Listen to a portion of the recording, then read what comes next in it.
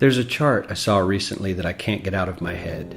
A Harvard business professor and economist asked more than 5,000 Americans how they thought wealth was distributed in the United States. This is what they said they thought it was. Dividing the country into 5 rough groups of the top, bottom, and middle 3 20% groups, they asked people how they thought the wealth in this country was divided. Then he asked them what they thought was the ideal distribution. And 92%, that's at least 9 out of 10 of them, said it should be more like this. In other words, more equitable than they think it is. Now that fact is telling, admittedly, the notion that most Americans know that the system is already skewed unfairly. But what's most interesting to me is the reality compared to our perception. The ideal is as far removed from our perception of reality as the actual distribution is from what we think exists in this country. But let's look at it another way, because I find this chart kind of difficult to wrap my head around. Instead, let's reduce the 311 million Americans to just a representative 100 people. Make it simple. Here they are: teachers, coaches, firefighters, construction workers, engineers, doctors, lawyers, some investment bankers, a CEO, maybe a celebrity or two. Now let's line them up according to their wealth. Poorest people on the left, wealthiest on the right, just a steady row of folks based on their net worth. We'll color code them like we did before based on which 20% quintile they fall into. Now let's reduce the total wealth of the United States, which was roughly $54 trillion in 2009, to this symbolic pile of cash. And let's distribute it among our 100 Americans. Well, here's that ideal we asked everyone about. Something like this curve. This isn't too bad. We've got some incentive, as the wealthiest folks are now about 10 to 20 times better off than the poorest Americans. But hey, even the poor folks aren't actually poor, since the poverty line has stayed almost entirely off the chart.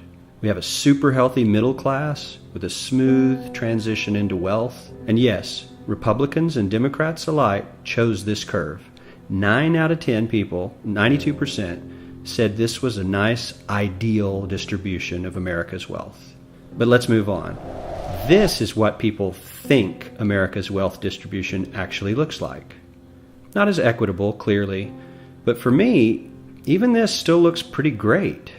Yes, the poorest 20 to 30% are starting to suffer quite a lot compared to the ideal, and the middle class is certainly struggling more than they were, while the rich and wealthy are making roughly 100 times that of the poorest Americans and about 10 times that of the still healthy middle class. Sadly, this isn't even close to the reality. Here is the actual distribution of wealth in America. The poorest Americans don't even register. They're down to pocket change, and the middle class is barely distinguishable from the poor. In fact, even the rich between the top 10 and 20 percentile are worse off. Only the top 10% are better off. And how much better off? So much better off that the top 2 to 5% are actually off the chart at this scale.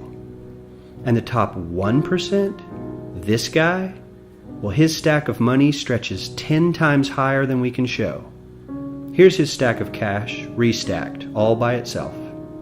This is the top 1% we've been hearing so much about. So much green in his pockets that I have to give him a whole new column of his own, because he won't fit on my chart. 1% of America has 40% of all the nation's wealth. The bottom 80%, 8 out of every 10 people, or 80 out of these 100, only has 7% between them. And this has only gotten worse in the last 20 to 30 years. While the richest 1% take home almost a quarter of the national income today, in 1976, they took home only 9%, meaning their share of income has nearly tripled in the last 30 years. The top 1% own half the country's stocks, bonds, and mutual funds. The bottom 50% of Americans own only 0.5% of these investments, which means they aren't investing. They're just scraping by.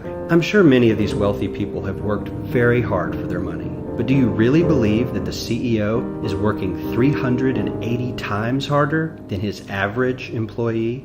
Not his lowest paid employee, not the janitor, but the average earner in his company. The average worker needs to work more than a month to earn what the CEO makes in 1 hour. We certainly don't have to go all the way to socialism to find something that is fair for hardworking Americans. We don't even have to achieve what most of us consider might be ideal.